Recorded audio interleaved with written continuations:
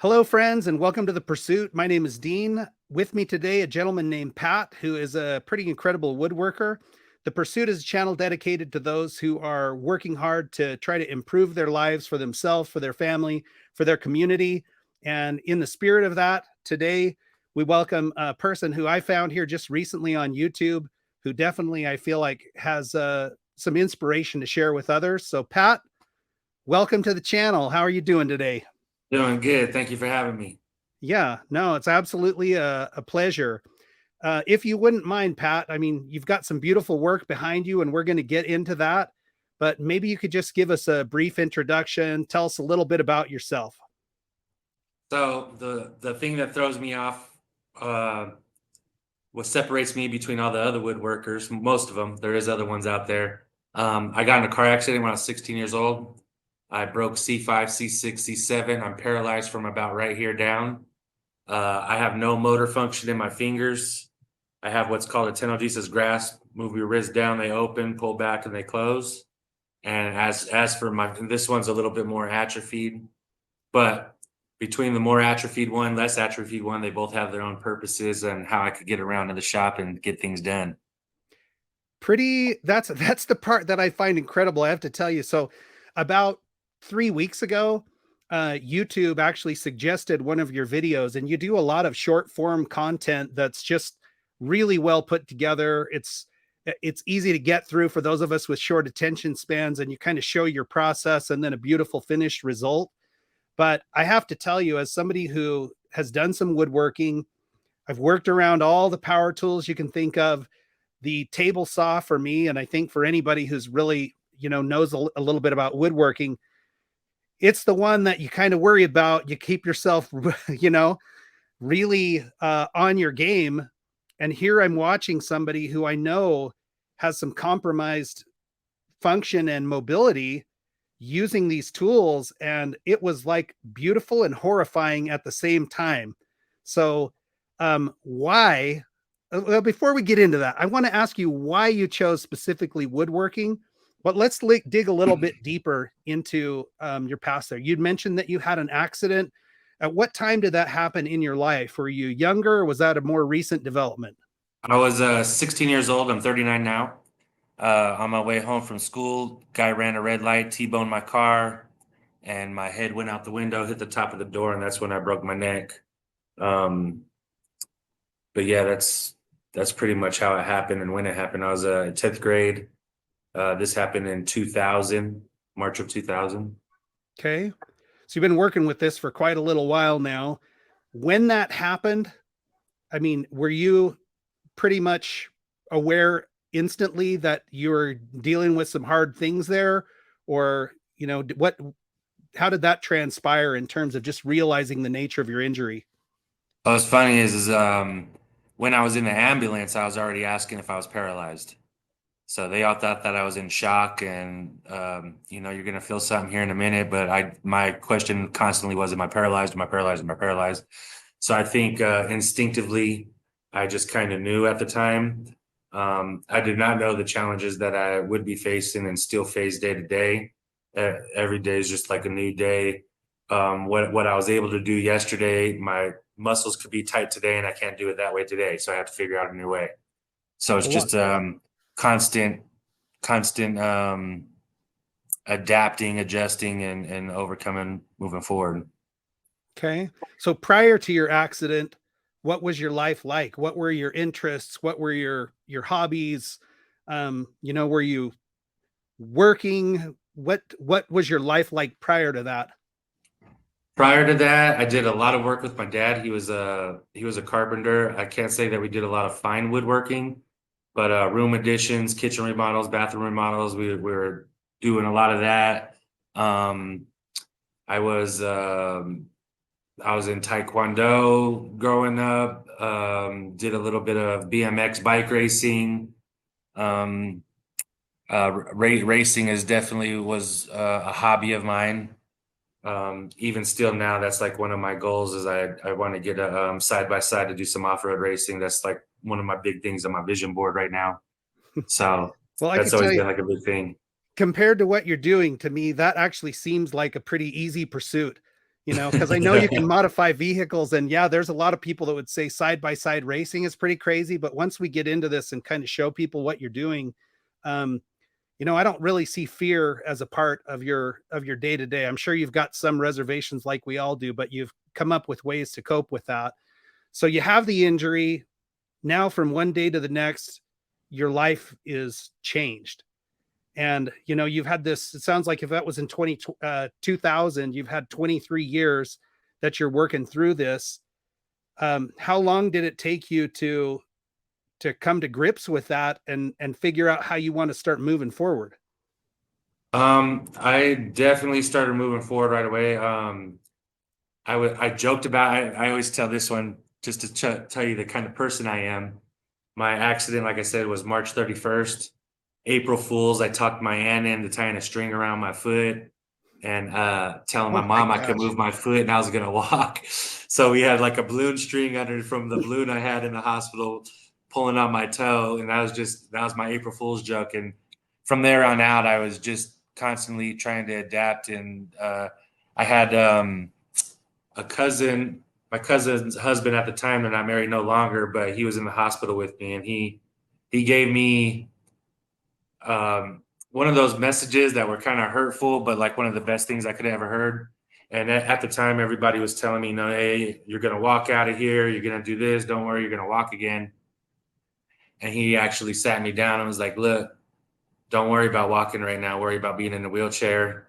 Find out all the things you could do in the wheelchair. Once you start moving your legs and stuff, then worry about walking. But for right now, you have to focus on being in the wheelchair." And as hurtful as it was like the best thing I could have heard at the time. Yeah, I think for all of us, if we can come to grips with where we're really at, then you have a foundation, I guess you could say, to start moving forward from. But I think at the same time, our family, our friends, those people that are around us, when something is difficult like that, it's hard for them to even know the right words to say. But at the same time, all of their thoughts, their prayers, their energy, whatever they have in them that they can give to try to lift us up and inspire us, I think that's pretty natural. Um, so okay, there you've worked through it. Now that you're going to have a long-term injury.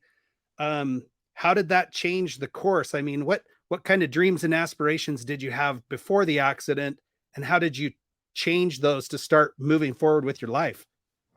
Well, to be honest, even though I was doing all those things at that time of my life, I was kind of falling off course and track. So I kind of do say being becoming paralyzed in the wheelchair definitely slowed me down and more than likely saved my life from the path I was headed. I did do, like I said, the taekwondo and all that, but I was also 16. I was hanging around with the wrong people at the time. I've done a lot of stuff after being in a wheelchair that um, I could only imagine where I would have took it not being in a wheelchair. So I'm kind of thankful for what happened. Now I see it as a blessing in disguise because my life was definitely going down the wrong path. That's I'm sure for a lot of people it's kind of difficult to hear something like that and believe it, but you're not the only person who's told me that some type of a hard thing.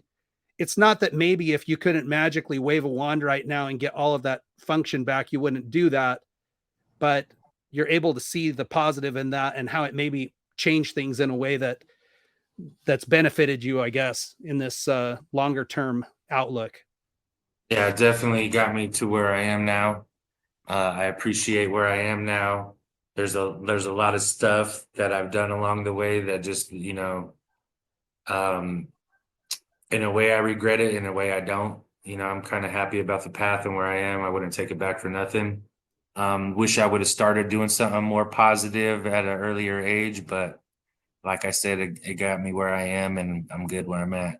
Yeah. So I don't want to dig too deep into that, but just even in your website, you kind of give a little backgrounder on yourself. And it sounds like after the injury, you kind of had, to I guess you're kind of in survival mode or looking for a way to just move things forward and live your life. And that did take you down a path that was kind of difficult, sounds like. Yeah. So what turned the corner for you there? At what point did you say, all right, it's time to put this aside and start moving things in a different direction? Well, if you don't mind, I could dig a little bit deeper Oh, in that area, just 100%. because Yeah, I'd that love that to was hear the definitely story. one.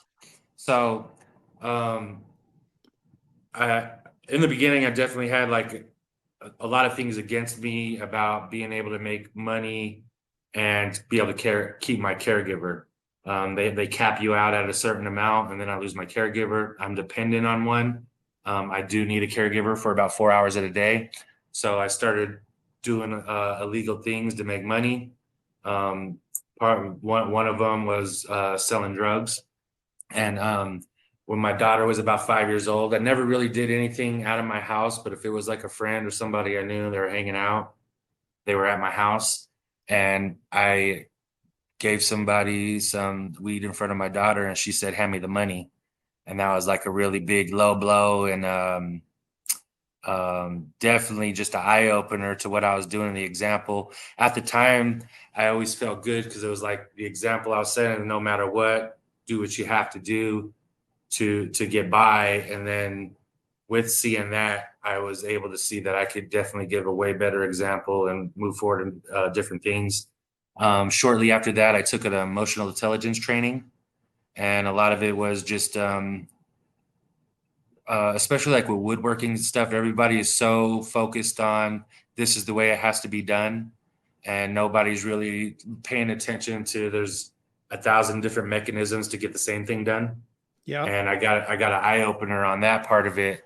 So being able to see that it doesn't have to be this certain way, and you could still achieve those same things by other ways and doing it differently, and still get the same thing at the end as the other person does, you know? So that was definitely a big eye opener. And I got a coach still, she calls me all the time. She just, even this last weekend, put me on like a little mission to open up my mind to other things. And so she's constantly pushing me. And the woodworking came about. I was trying to do some online businesses and stuff, but my heart just wasn't in it. So I was more focused on making money, and everything just kept on failing on me. My neighbor threw away some chairs from the 1940s, and it was an old Renaissance chair, and I started refurbishing it. I did learn I do not like refurbishing anything, It's a lot of but work. yeah, I definitely liked woodworking, the sanding of it, doing something, seeing the process slowly come together was rewarding, therapeutic, all at the same time.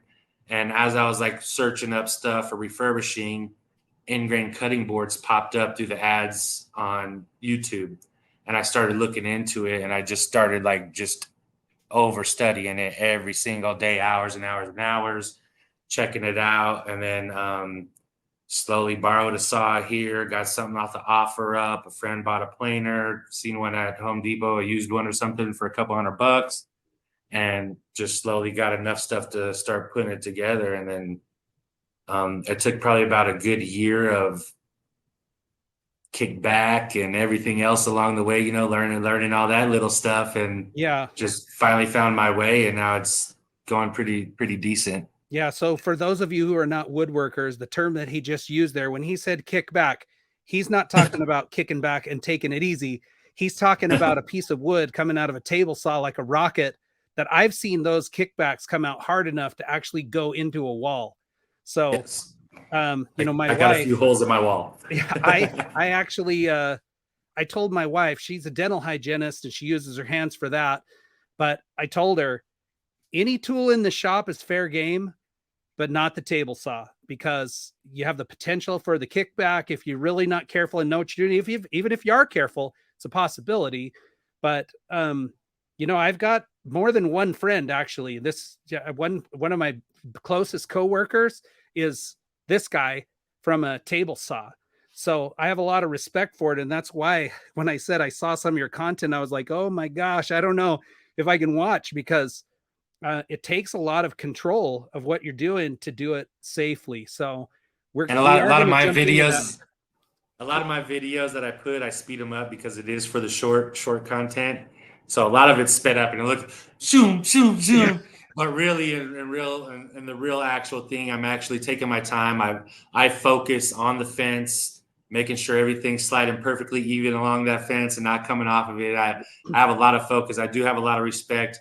A lot of people think that I am fearless, and I think fearless is what makes the mistake when using the table saw. I always have a little bit of fear when using it, and I think that's why I'm so safe about using it. Yeah, and I can see you position yourself to be out from behind the work and you're sliding it through. I also see that you have a little bit of support there in the shop sometimes. I don't know who that is, but it's got to be nice to have a helper. I have my daughter. She's 11 years old. Oh, this side picture up here. She can use every single tool in my shop, but like you said, the table saw. I'm good on It's a that real one. deal. People, you know, you don't know until you know on that one, and once you do, your respect level changes dramatically. Yeah. It's like a gun. You've got to respect it, or it can be dangerous. So, Right.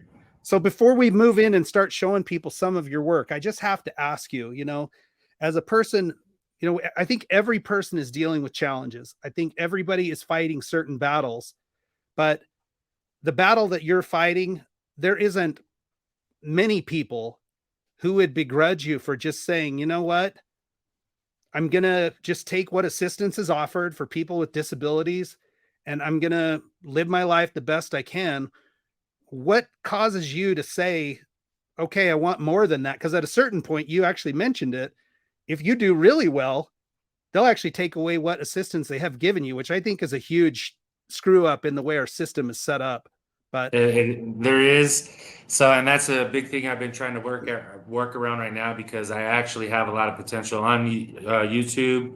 I'm almost at 15,000 followers, but TikTok I'm at almost 105,000 followers. Clapper 20,000, and I'm almost at 12,000 on Instagram. wow. So collectively, I got around 140,000 followers, somewhere roughly right around there. And so I do have a lot of potential to grow it. Um, there is, it's, I think it's called the 1619 Act or something like that, or I'm allowed to make profit up to around 41,000 a year without losing my caregiver. But beyond that, I and I plan on going beyond that. It's just Yeah. definitely working it out to have the right strategy, and then I just have to pay for my own caregiver at the time. Well, and I don't see you having any problems doing that with what you're doing. And people will watch your videos and say, well, there's a guy who's, you know, he's making these cutting boards and they're beautiful and they're actually priced pretty dang reasonably for what they are.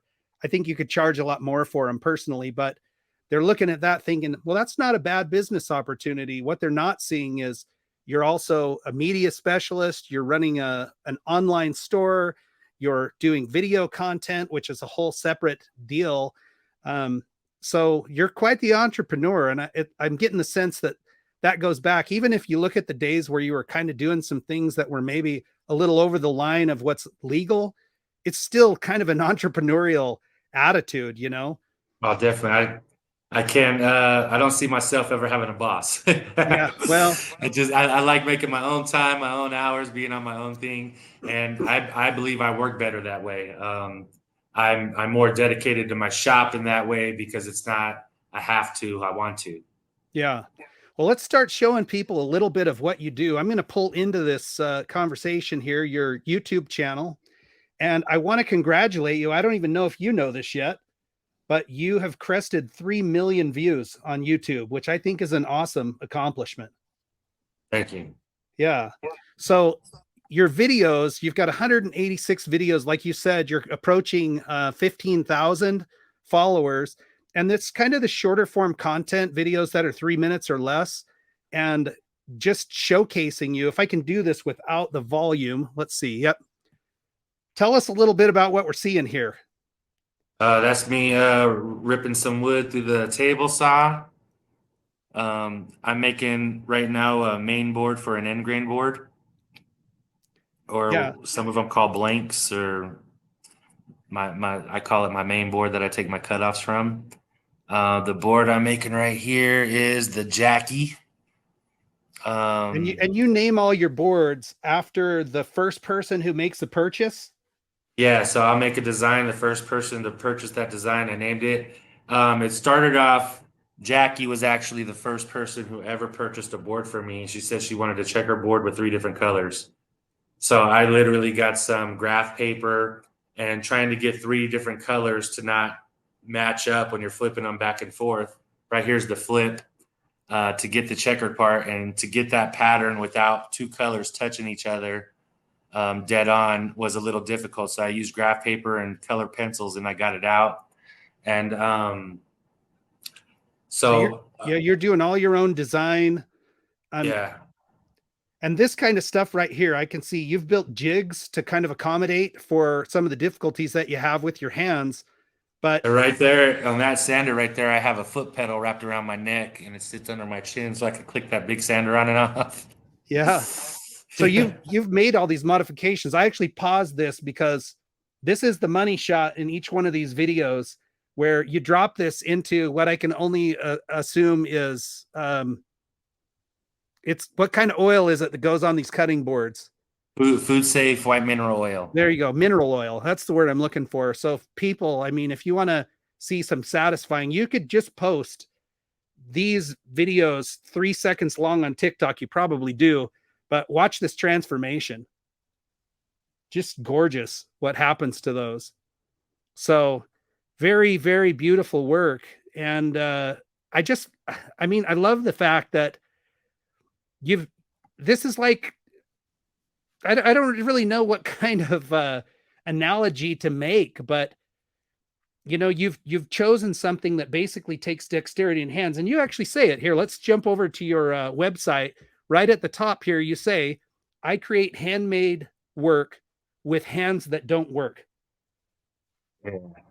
I mean, great, great wordplay there. I think really good marketing, but when you think about what you're doing here, it's impressive. It's really it's a lot. There's another saying that you have, and I don't know if I'll be able to dig it out of here. I may have actually heard it in an interview you did with somebody else, but it had to do with focusing on things you can't do. Could you phrase that out for us? I'm actually wearing my t-shirt right now. Oh, let So dwelling on one thing you can't do will blind you from 100 things you can do. can you expound on that a little bit and tell us, you know, how did you come up with that, and what does that really mean to you? Um, well, I actually didn't realize that I used this quote when I said earlier when my cousin's husband told me to focus on the wheelchair. I was so focused on things that I couldn't do at the time that it was blinding me from all that I can do from where I was at.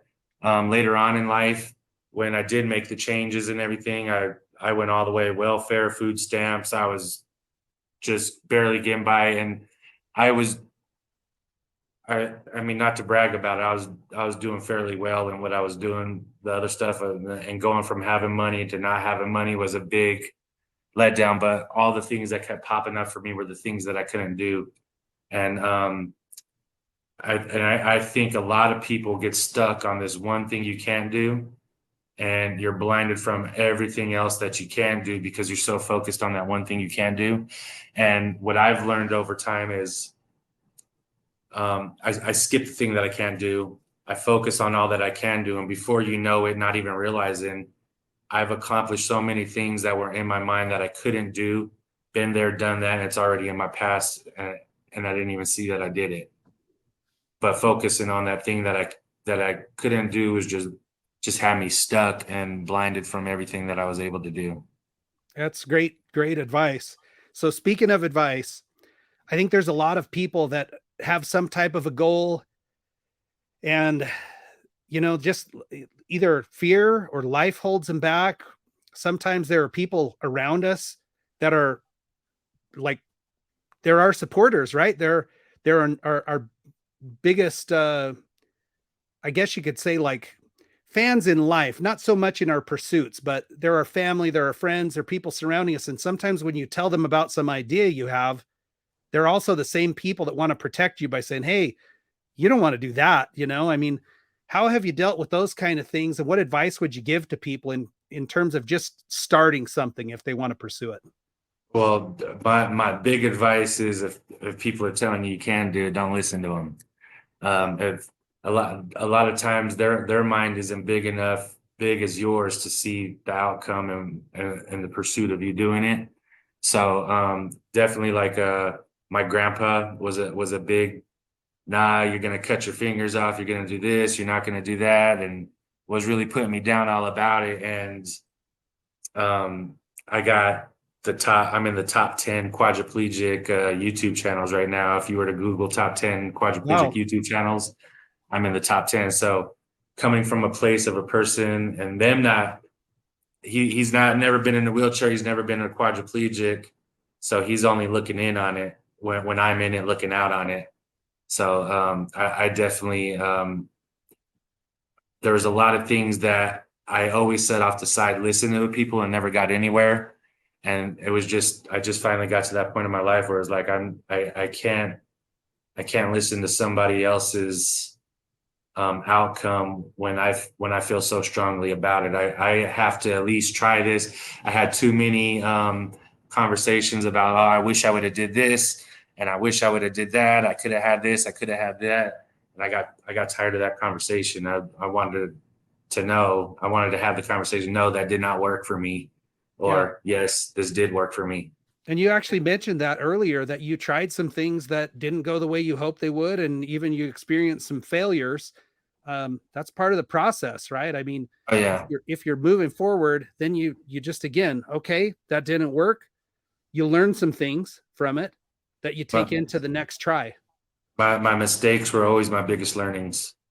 Um, The big one is I can't think of the name right now. Shit. When they were when you probably know it. He was inventing the light bulb, Oh yeah, Edison. Edison, and he said he didn't have he found 1,000 ways that didn't work. He knew they didn't work. So like I was just like, that makes so much more sense to at least figure it out along that process. And I've came a long way. I've only been doing this for 3.5 years, and I know there's other things they could do that I can't do, but in certain areas and what I'm doing here, they compliment me, say they can't do what I'm doing. Yeah, And I they've mean, been in it for 10 years plus. yeah, but there's people who, I mean, would die before doing a public speaking thing, getting in front of people and talking. You're recording it and you're putting it out there for everybody to see.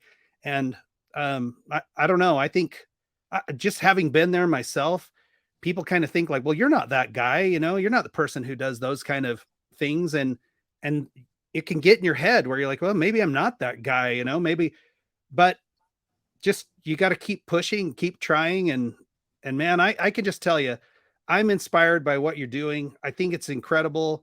I don't look at this too as just cutting boards. I'm inspired by your content, by the time that I know you're putting into it.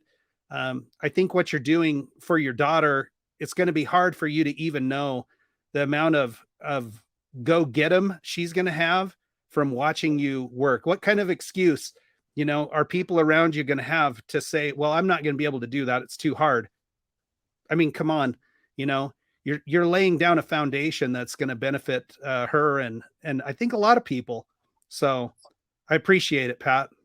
Touching a minute ago when you were just what you were just saying, I have another saying I go to. It's when you're not being that guy.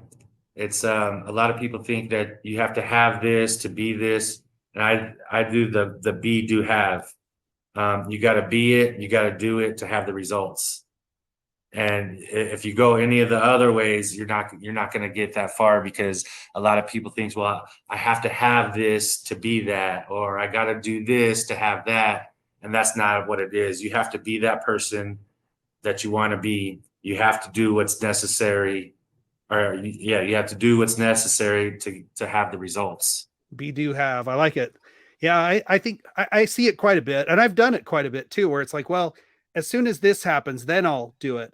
Or I need to get all these things organized and make sure that I 100% know how to do some certain aspect of, for me, like video editing or something. And then I'll put something out there. If you take it from that approach, it's impossible to move forward. You just kind of have to take courage, take the leap, and you learn as you go. And and And I've had some of my highest views off of a 30-second video that I slapped together really quick just to make sure I was in the algorithm and get my content out Hmm. over videos that I'm sitting there editing for a week straight and getting everything nice and perfect. And those ones got the least. The ones I slapped together, throw, boom, million views. I'm like, man, I spent all that time on this other one, and this one's the one that hits. That's amazing. Well, I want to go back one more time to your website here and just give you an opportunity to sell your wares here. If people want to find you, if they want to make a purchase, what do you recommend is the best way to uh, to make that? If you go to the purchase, if you go to the very top, there's a shop now button, Okay. and that'll take you right into right there, and that'll take you into the end grains. I do have a problem right now on my board maintenance, but if you click the end grain boards and scroll to the bottom, you could get to the board butters that are really Oh, good sure. for conditioning the woods. Okay. And now it's not popping up on there either, so I got That's to all figure right. that one out. But yeah, I do have that. I have my shirts with my quote on it. I also have a shirt with the logo on the front, big logo on the back of Keep It Pushing Woodwork. Oh, there they go, right there. End grain cutting boards. I have charcuterie cutting boards. If you don't like the styles that I have on here, I do have a custom order request. I price all my boards with the same pricing method, nothing extra for custom orders. For me, it's just expanding what I do have since I'm still in the beginning. I do have a couple boards with like the wood handles that come off to the side, but I don't have them on the website yet. Okay. But yeah, and then on the top left, like I said, it says bulk order request. And the Oh, sure. custom. Right here. So that right there, you could fill that out. That goes straight to my email, and then I'll either email you back or give a phone call and go over what you want to get. Great. Well, I think it's awesome, man. I love what you're doing. And actually, I'm going to be in Vegas on Monday. Um, my son's graduating from medical school down in Arizona, and we're driving halfway basically from Idaho down to Vegas, and then from Vegas down. If we get a chance, man, I'd love to catch up with you and actually maybe I can purchase one of your cutting boards if you've got any available to give my son as a graduation gift. Yeah, let me know if you want anything engraved on it. I could slap that together too.